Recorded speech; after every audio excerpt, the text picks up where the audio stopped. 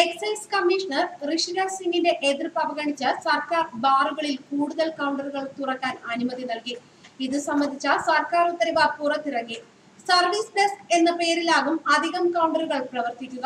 ബാറുകളിലെ ഏക കൗണ്ടറിൽ മദ്യപാനികൾ തിക്കിത്തിരക്കുന്നത് ഒഴിവാക്കാം. ഒരുപാട് കൗണ്ടറുകൾ ഇനി ഒരു ബാറിലെ റെസ്റ്റോറന്റുകളിലും മറ്റിടങ്ങളിലുമൊക്കെ പ്രതിവർഷം 25,000 രൂപയടച്ചാൽ അധിക കൗണ്ടറുകൾ തുടങ്ങാം. സർക്കാർ നീക്കത്തെ എക്സൈസ് വകുപ്പ് എതിർത്തിരുന്നു. സംസ്ഥാനത്ത് അടച്ചുപൂട്ടിയ ശേഷം തുറന്ന ബാറുകളിൽ ഒരു കൗണ്ടർ മാത്രമേ ഉണ്ടായിരുന്നുള്ളൂ. എന്നാൽ LDF സർക്കാരിന്റെയും കഴിഞ്ഞ UDF സർക്കാരിന്റെയും കാലത്ത് അടച്ചുപൂട്ടിയ ബാറുകൾ കോടതി വിധിയുടെ അടിസ്ഥാനത്തിലാണ് തുറന്നത്. പുതിയ ഷാപ്പും ബാർ ഹോട്ടലും ആരംഭിച്ചില്ല. 3 ബാർ ഹോട്ടലുകൾ, 171 ബിയർ വൈൻ പാർലറുകൾ, 6 റീറ്റെയിൽ ഷോപ്പുകൾ, 1 ക്ലബ്, 3 സൈനിക ക്യാന്റീനുകൾ, 499 കള്ളു ഷാപ്പുകൾ എന്നിവയാണ് കോടതി വിധിയുടെ പശ്ചാത്തലത്തിൽ തുറന്നത്. സംസ്ഥാനത്തെ ബാറുകളുടെയും ബിവറേജസ് റീറ്റെയിൽ ഷോപ്പുകളുടെയും 1-ാം തീയതിയിലെ അവധി ഒഴിവാക്കാൻ സർക്കാർ ആലോചിച്ചിരുന്നു. വിവിധ കേന്ദ്രങ്ങളിൽ നിന്നും ഇങ്ങനെയൊരു ആവശ്യം ഉയർന്നു വന്നിരുന്നു. സർക്കാർ ഇക്കാര്യം ചർച്ച ചെയ്യുമെന്നും എക്സൈസ് മന്ത്രി TP രാമകൃഷ്ണൻ പറഞ്ഞിരുന്നു. വിനോദസഞ്ചാര മേഖലയിൽ നിന്നുള്ള സമ്മർദ്ദം കാരണമാണ് ഡ്രൈ ഡേ ഒഴിവാക്കാൻ ആലോചിച്ചത്. എന്നാൽ എക്സൈസ് കമ്മീഷണറുടെയും ക്രൈസ്തവ സഭകളുടെയും മറ്റും എതിർപ്പിനെ തുടർന്ന് അത് നടപ്പാക്കാനായില്ല.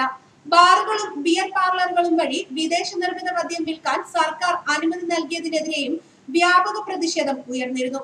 അതിന് പിന്നിൽ വലിയ അഴിമതിയാണെന്ന് പ്രതിപക്ഷ നേതാവ് ചെന്നിത്തല ആരോപിച്ചിരുന്നു. മദ്യനയത്തിൽ മാറ്റം വരുത്താതെ അനുമതി നൽകിയതിൽ കോടികളുടെ അഴിമതി നടന്നെന്നായിരുന്നു പ്രധാന ആരോപണം.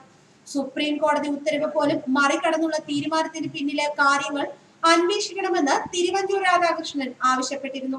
ബിവറേജസ് ഔട്ട്ലെറ്റ് വഴി വിദേശ നിർമ്മിത മദ്യം വിൽക്കാനുള്ള അനുമതി സർക്കാർ ആദ്യം നൽകിയിരുന്നു.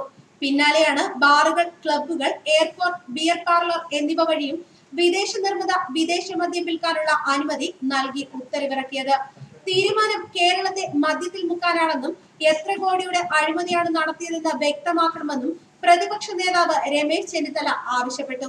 അതൊന്നും വകവയ്ക്കാതെ സർക്കാർ അത് നടപ്പാക്കി. അതിന് പിന്നാലെയാണ് ബാറുകളിൽ കൂടുതൽ കൗണ്ടറുകൾ തുറക്കാനും അനുമതി നൽകിയത്. ഇതോടെ ബാറുകളിലെ മദ്യവിൽപ്പന കൂടും. ന്യൂസ് ഡെസ്ക് മലയാളി വാർത്ത.